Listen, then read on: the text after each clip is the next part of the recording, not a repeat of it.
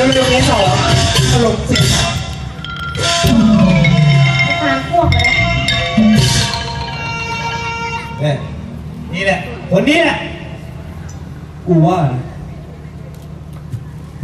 มันไม่ใช่ไม่ได้อะไรมันพาพ่อมันด้วยแต่ว่าพ่อไม่ตัดต่อ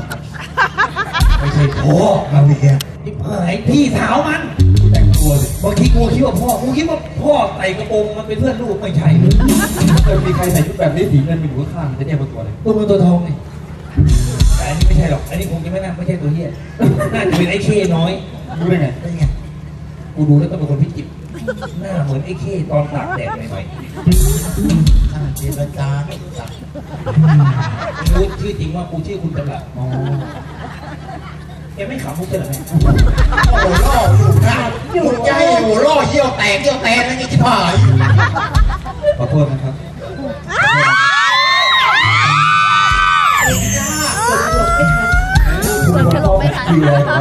มันต้องถึงเนื้อถึงตัวธรรมดาระวังจะเป็นกระเพื่อนเชื้อราบนหนังศีรษะโทน้ำแม่ไปไหนแม่เดี๋ยวเพิ่งถามที่กำลังทีเด็ดเลยเดี๋ยวเพิ่งไปได้ห้องน้ำแม่วัดน้อยนครปฐมปีหน้าหาแล้ว4 คืนหาที่พระบุตรหาที่พระบุตรไม่ธุระอะไรได้แต่ผมเสียหายผมต้องจัดการมานะครับผมจัดการอะไรผมต้องปรับคุณครับต้องปรับเงินคุณครับผมอ๋อคิดค่าปรับอย่างนั้นเหรอใช่ครับลงคิดค่าปรับไปแล้วฉันตกไปแล้วไม่เข็ดเหรอจ๊ะ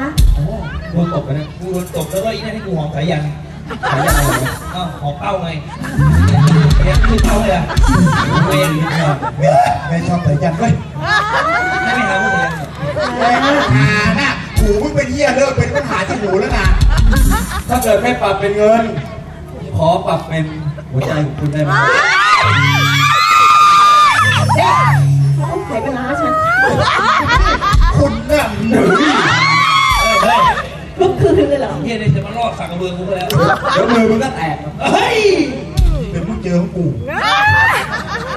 ตัวนี่น่ากลัวทำไมอ่ะมายืนเยี่ยวกูทำไมยืนเยี่ยวกูก็ไม่รู้ไงกูยืนอยู่โอ้โหเฮียผู้หญิงเฮียอะไรใหญ่กว่ากูอีกยืนอย่างไรยังไงไหมอะไรเขาไม่เสียเจอกันอ่ะไม่เสียหรอกมึงต้องสู้แทนลุงนะไม่ต้องทานแล้วหรือระหว่างจมูกกับมือผมจะถือข้างในระหว่างฝ่ายหญิงหรือฝ่ายชายจะถือข้างไหนกันละนั้นเดี๋ยวฉันจะจูบจะจูบเสียให้ดมไม่ทันเฮ้ยดูเลยดูมาฟันแกฟันซ้ายขวา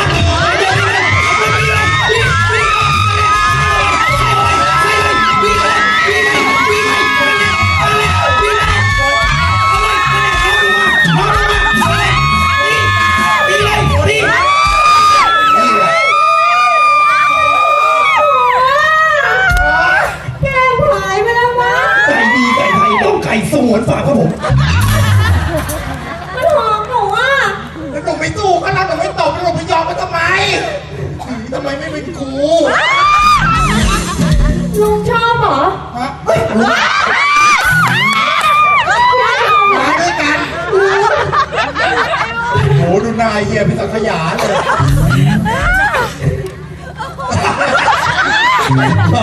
สุดยอดกล้าจูบขนาดนี้เลยเหรอล้วงคอแต่ไม่ไกลกล้าจูบกล้าตบ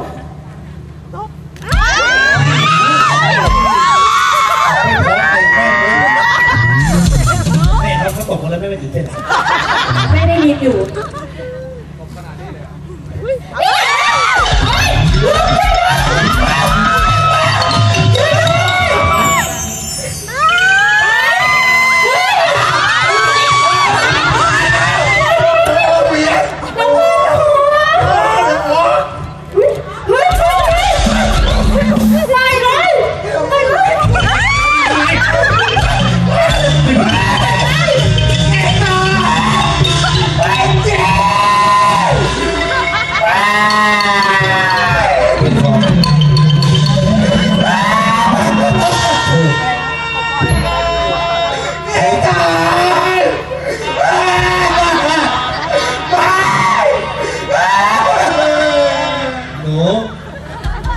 พ่องตายเหรอเหี้ยผัวนี่น้องมันมีผัวมึงร้องไห้เหมือนพ่องตายอ่ะ ก็จะห่วงมัน แล้วห่วงทำไม น้องเท่น่า ใช่ว่าน้องเธอจะมีผัวคนเดียววันนี้แหละฉันจะยัดเยียดความเป็นผัวให้กับเธอไอ้เหี้ยกูเห็นมึงแล้วกูนึกถึงพ่อกูตอนตกใจ พี่ทำไงฉันนะฉันยอมแล้วฉันกลัวแล้ว วันนี้แหละ